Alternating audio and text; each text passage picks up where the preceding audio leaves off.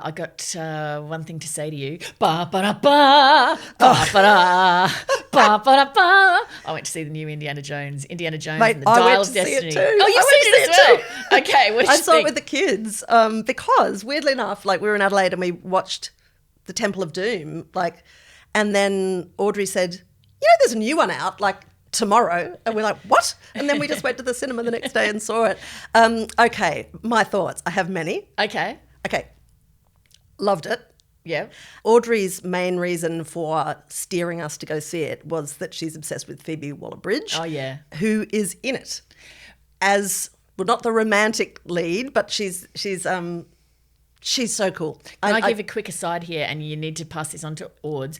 Fleabag, as performed at the National Theatre in London, is on cinematic release in Australia right now at the Dendy nationally. So if you want to see Fleabag, it's on this week. So and then anyway, it's been great in August. So yeah, if you're a fan of Phoebe Waller-Bridge and Fleabag, you need to get yourself to the cinema to see the actual original stage performance. So okay, so back to the film. Okay, so went for Phoebe Waller-Bridge. Absolutely happy with that decision. I thought she acquitted herself brilliantly. She does a good turn in mischievous kind of charlatan, doesn't she? Yeah. But I mean, isn't that just Fleabag? It is. I kind of got to the end and I thought, does she do any other characters? That's why, But I mean, I love that character. I love that character. And I will see it. too. I would like to see it in Tootsie. I'd like to see it in, Inspector Gadget. I'd like to see, I would see it in any It's cultural very winning. She's got a very winning quality. Yeah. It was so Fleabag, though, that I felt slightly discombobulated that she wasn't giving me the odd down the barrel of the camera. Right? Yeah, because I was waiting for that because it was so Fleabaggy. Phoebe, you haven't made eye contact with me for 2 hours. What's going on? Do you not see me anymore? But here's the thing that really freaked me though. So the film starts and the first, I'd say 20 minutes, more even, is set in World War II.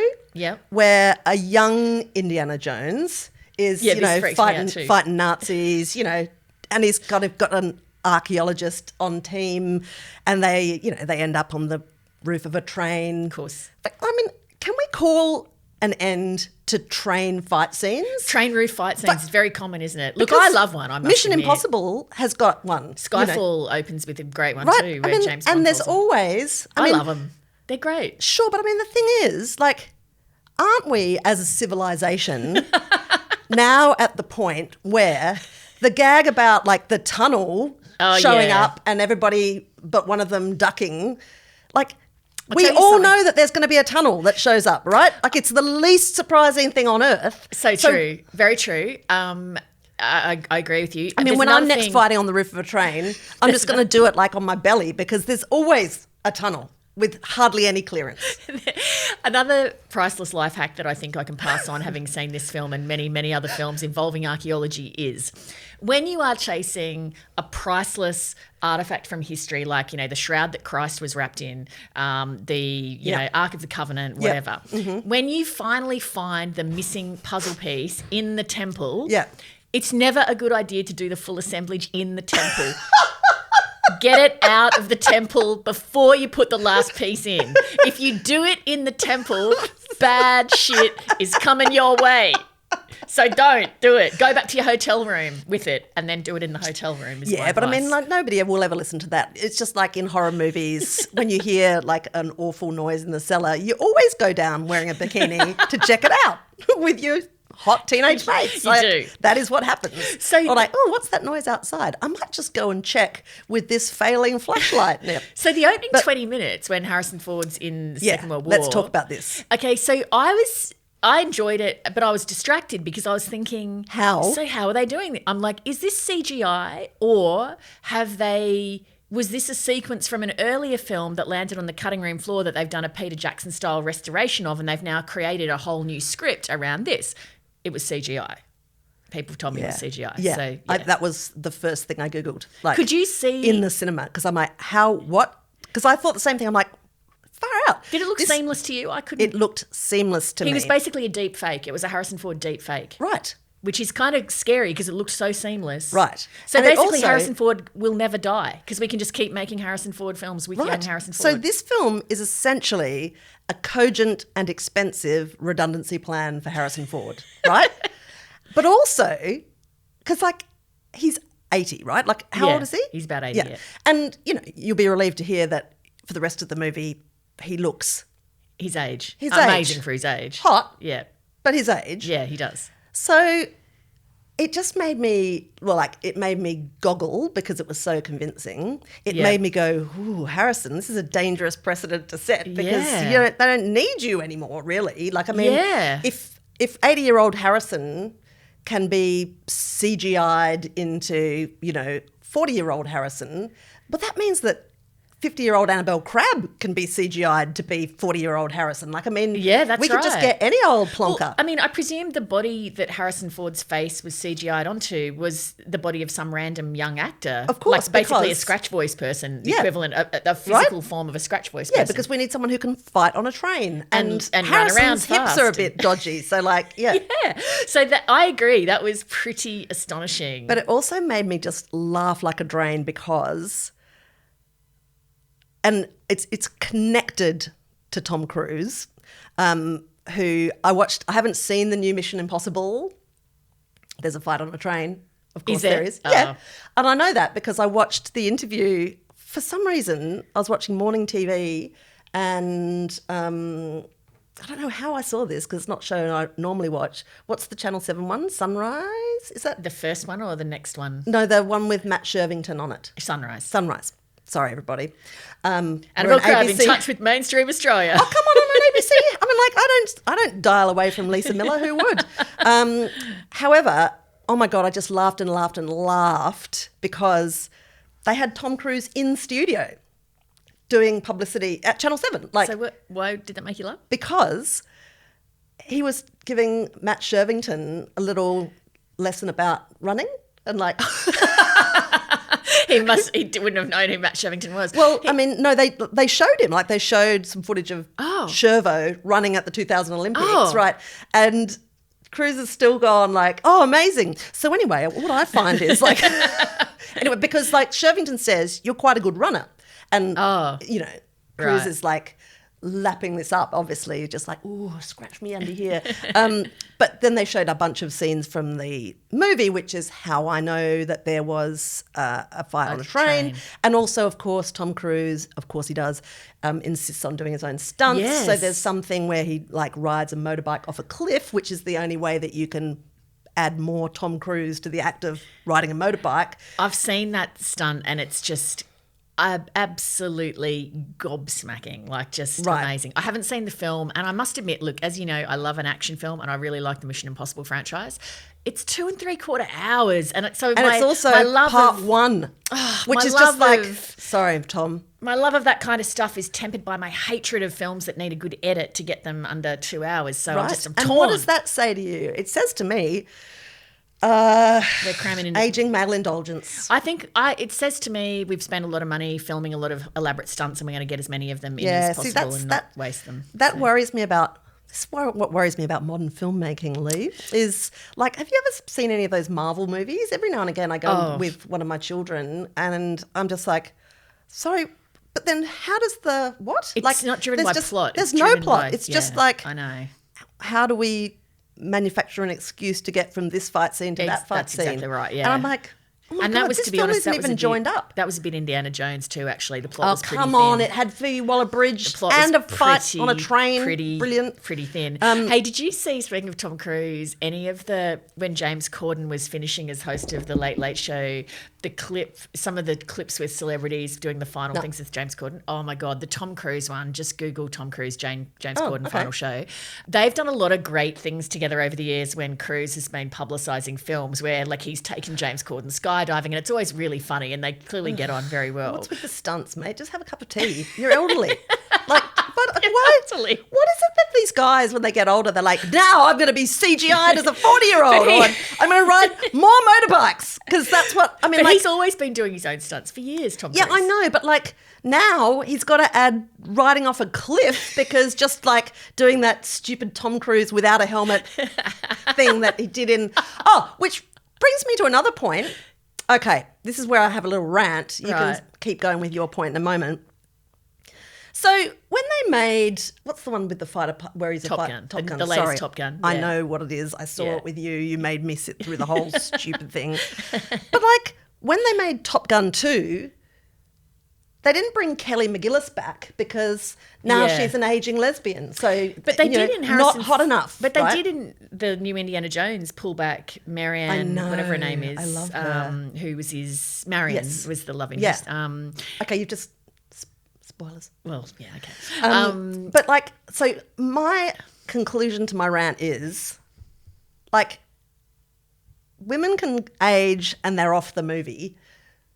Blokes find a way of like CGIing themselves into like hotness or doing more stunts or whatever. Anyway, I just think, fellas, you've got to come to terms with the passage of time. Like, and Tom, that means that you have to do a touching romantic comedy about retirees falling in love now. Like, that's what you have to do now. No more motorbikes. Look, it's time for Tom to get all Robert Redford and Jack Nicholson and do that stuff. I, for one... He's clearly had work, though. Like, his face looks like...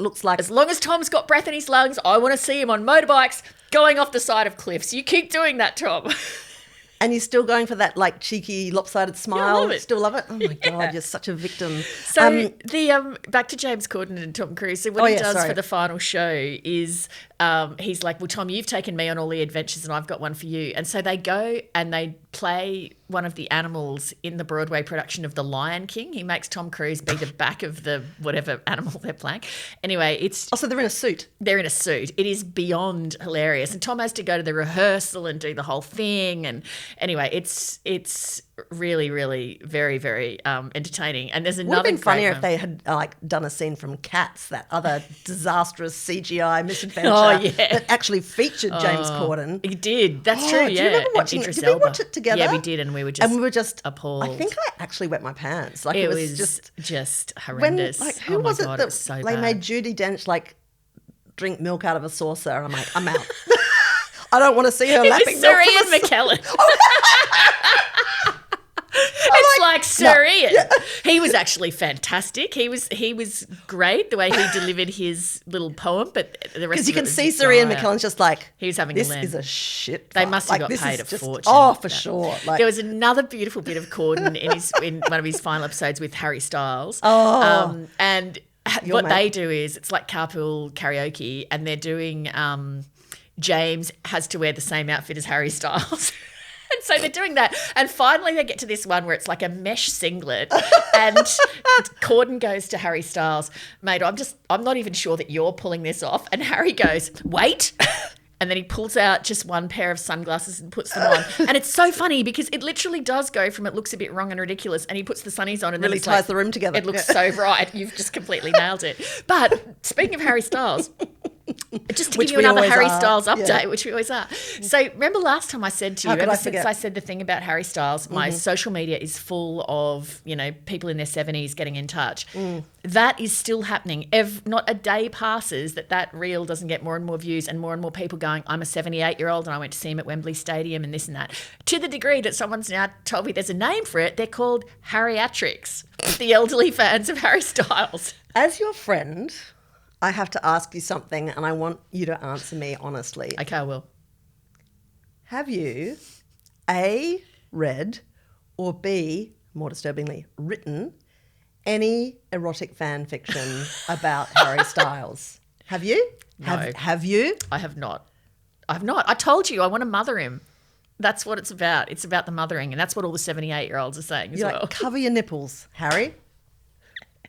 Anyway, so back to the Harrison Ford film because we got sidetracked. We got sidetracked about 25 minutes ago. Yeah, so look, I didn't love it, but I liked it. Yeah. And the reason I didn't love it is probably the reason we said before, that the plot was thin, and it was a loosely connected series of action scenes. I like action scenes, so it held my interest. And also just the nostalgia buttons. Like, I love seeing Harrison Ford back in the Indiana Jones costume. What a fantastic character. But it kind of lacked the wit of, like, remember in one of the earlier ones, it might be Raiders, where You know that kind of dry wit where he's in that bazaar and the guy's like doing all the like, I forget if it's knives or whatever. Like he's got doing this scimitars amazing, and he's doing this like incredible. And then Harrison Ford just like rolls his eyes, pulls out a gun, and just shoots him. Yeah. Like it kind of lacked It's offensive that. on about 30 levels, but it's I mean, I remember that moment too. It lacked the kind of wit of that. There was a few like witty moments, And it was too long. It was like it was a bit too long, Yeah. but it was a rollicking good time. It was $24 well spent. yeah, I enjoyed it. So will you go to Mission Impossible? No. Yeah, I I think I'm won't. going to wait till it comes on. Yeah, I just like, I'm sorry, mate. Like, part one? Are you kidding me? It's 3 hours long. Why are right? they calling it like part one? It's like A or something. I'm like, no. Why isn't it just, given that these films are all franchises, why isn't it just Mission Impossible Ride to the Stars and the next one's Mission Impossible over On a cliff or motorbike. something? Over a cliff. I don't know why you call it I part don't know. one, I part two. can't understand. I can't really talk you through any of that corporate decision making. Okay. But I just think that Tom Cruise is a sort of like a distorting figure to people's, sense of proportion. Speaking of Tom's, just a tiny little aside, Tom from Succession, Matthew McFadyen. I've been watching Spooks. Oh! I'm really, really late to the party on that. Right, okay. Quite liking it, but I've got a major, major issue that I'm sort of starting to overcome, but it's been hard work, that the character's name in that is also Tom. And so I keep seeing, because I've never seen him in Pride and Prejudice, I'd never Right. seen him in anything else, I really am struggling to let go of Tom from okay. Succession. The character's really very different, but I'm just struggling. Okay. Well, that's a classic case of disorganisation. You should have watched that. And should I back when just it push was- on? Yeah, well, I don't know. I've never watched Spooks, Oh, so, okay, right. so Okay. I can't help you there. I have to quickly tell you about this podcast that I'm just loving so much. It is so stupid. And like this year's been a bit sad on a number of levels. And this is just cheering me up so dementedly. It is called Who Shat on the Floor at My Wedding? What? Right. And it's, oh my God, it's little short episodes. They're about 20 minutes each. And the story is, it's like an investigative podcast about Is it real or is it like It's a real. mockumentary style It's real. thing? It's real. I think it's okay. real. I think it's Wow. actually real. And it's about the wedding of these two women who got married on a boat, and they're both New Zealanders. So Oh, I'm loving it already. It's taking the puss. It's like it's Flight of the Conchords funny, and Oh. somehow the New Zealand accent is just Oh, like it just adds to Oh. everything, doesn't it? like there's this character called Emma. Yeah. Anyway, so the wedding's going fine, and then at about 10 o'clock, a shit is discovered on the floor in this boat. And the brides are kind of horrified. And 2 years on, they are mounting an investigation into who shat on the floor at their wedding. And they've engaged this woman who describes herself as detective.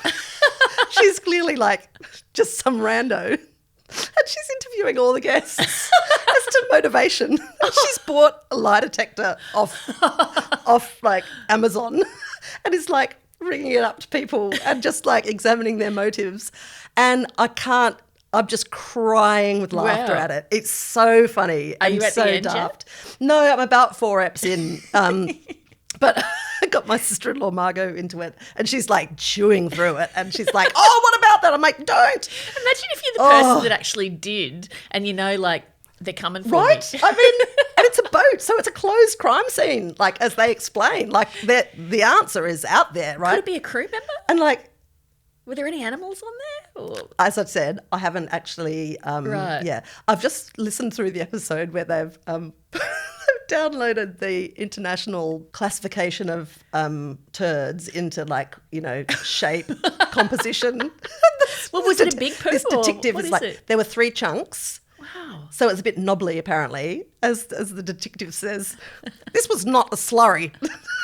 But it was in 3 chunks, and They're the relying, third I chunk, assume, on witness testimony, not on, they haven't kept it. I don't think the sample Right. persists. It was Right. cleaned up on the night. But the third chunk was a bit skiddy, like the person had actually slipped in it after laying it. Like, anyway, it is so Oh my God. incredibly stupid and great. It's just improving my life in the most fabulous way. Another thing that's incredibly great and that's been improving my life, I'm a bit, as well as my Harry Styles obsession, I'm a bit obsessed by Lizzo at the moment. And there's a TV show called Watch Out for the Big Girls. And it's Lizzo recruiting big girls. Her dance trip's called Big Girls. And it's recruiting women to join. Also, it's like reality TV. It's reality TV and Lizzo, and there's a kind of dance coach and so forth. And so these women from all over America who are larger come and audition. And their moves are just gobsmacking. And it's about partly breaking down stereotypes and just stigma and cliches around larger people and what they're capable funny? of. It's actually just like, I mean, it has moments of being funny, but it's actually just like you're just watching these people just going, man, these people have got some amazing moves on them. So it's all about the audition process and you're meeting. Well, now they're living in a house where they have to learn routines. And so... So now it's MasterChef. but Yeah, for dancing. kind of. Yeah, it's a few different things. But then occasionally, like, so last week there was one woman whose dancing was so good, it was like episode 3, and Lizzo just goes, you know what, you're just out and you're straight on the big girls because you're such a great dancer. So you're in. And it's interesting to see, like, okay, what are they looking for and what's the – because it's obviously for these, like, mega stadium kind of performers, there's a huge amount of endurance that's involved because the shows are long. Like, I don't even know how people like Lizzo and Taylor Swift and all of these people. We're not talking about Taylor Swift. Oh, you didn't get tickets, I take it. 2 days of my life. Oh, man. And by the end of it, I'm just like, I don't even want to go see you. I don't, like, no. You're over it. Yeah, the stamina, it's you got to have high energy in the moment, but then you got to keep replicating the moment across, 2.5 hours. So it's kind of an interesting insight into the process. So yeah, I'm loving it. And I love Lizzo. Great. She's just such great talent and amazing. Do you know, it's not often that I leave one of these podcasts thinking, I'm going to go and watch all of those things that sales has endorsed. But, like, there's about 3 things on my list. Thank you. Radio, well, we're just about out of time. We are. And I know you got a lot on at the moment because you're shooting Kitchen Cabinet, so I don't want to. I am tie you shooting up too Kitchen long. Cabinet. I'm very busy. Also, I know you know this, but I'm going to mention it because it's a appalling, shameless plug. Remember when this year, jeez, this year's been so long. I can't believe we're only halfway through it. Like, it feels like it's been forever. But, like, what seems like years ago, but is in fact, on reflection, only 6 months ago, I went and did a Fringe show in Adelaide. Remember? My turning 50. Yes. 50 odd years of Crabb. Yes. And I am remounting it in Sydney. When's that going to be? It is at the Pavilion Theatre in the Shire. And the dates are 25th of November and the 29th of November. There's 3 shows in all.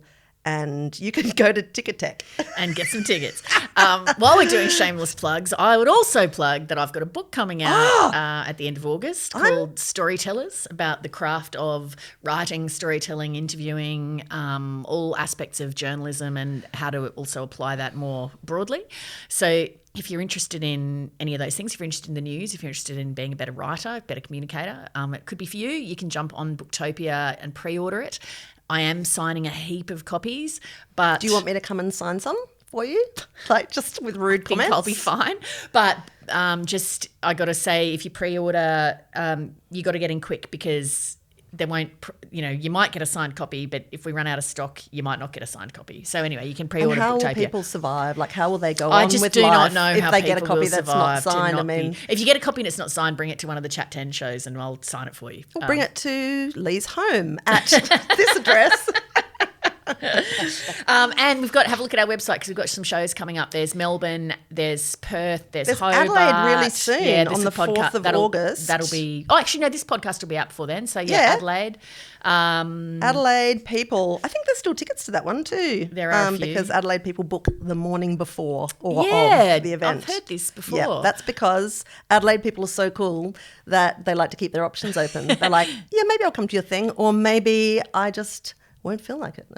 Check the Chat 10 website for events because Adelaide, Melbourne, Perth, Hobart, Canberra. Far They're out. not all up yet, but they will be. Yeah, we've got a Are lot we doing going on. 5 in the second half We've of got this a year? lot going on in the back half of was this year. reckless. It was very reckless. Did I consent to that? We've done next to nothing in the first half of the year, and then we've just got bang, bang, bang, bang, bang in the back half of the Well, year. you've done next to nothing, We did maybe. Brisbane I've been and quite Sydney. busy. I mean, Chat 10, we've done next to nothing. Sydney and Brisbane, and that's it. Okay. Well, this is an interesting conversation. It's over now, though, isn't it? Yeah. Most people switched off listening 5 minutes ago as soon as we started the endless plug. So, all right, see you later. Okay, see ya.